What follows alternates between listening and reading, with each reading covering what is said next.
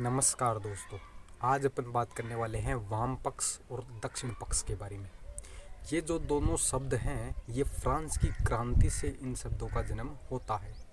France की जब क्रांति हुई थी 1789 ईस्वी में, उस समय इन दोनों शब्दों का नाम प्रचलन में आता है। उस समय से इन नामों की जो चर्चा है वो चलती है।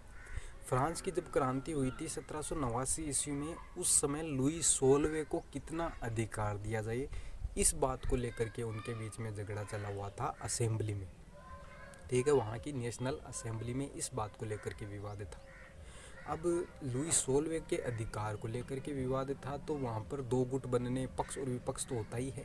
लुई 16वें के पक्ष में जो लोग थे वो बैठे थे दाईं तरफ, तो उसको दक्षिण पक्ष कहा गया था। और लुई 16वें के विपक्ष में जो लोग बैठे थे वो बैठे थे बाईं तरफ। असेंबली में दो गुट बन गए।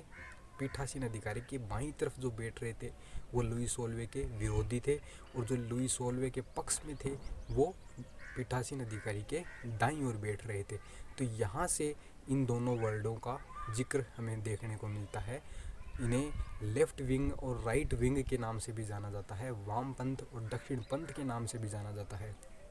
फिर राजनीति में इसका अर्थ क्या होता है, तो राजनीति के अंदर अगर बात की जाए तो जैसे फ्रांस की क्रांति में इसका अर्थ था, ठीक वैसे ही राजनीति में भी इसका अर्थ है कि जो परिवर्तन को एक्सेप्ट करते हैं। जैसे कि उस समय तो स्वतंत्रता, समानता, बंधुत्व है, ऐसे जो वर्ड थे वो शुरुआत हो रही थी। तो परिवर्तन को एक्सेप्ट जो लोग कर रहे थे उन लोगों को उदारवादी कहा जाता है। ठीक है, तो ये जो उदारवादी लोग थे ना, इन्हीं को वामपंथी कहा जाता है।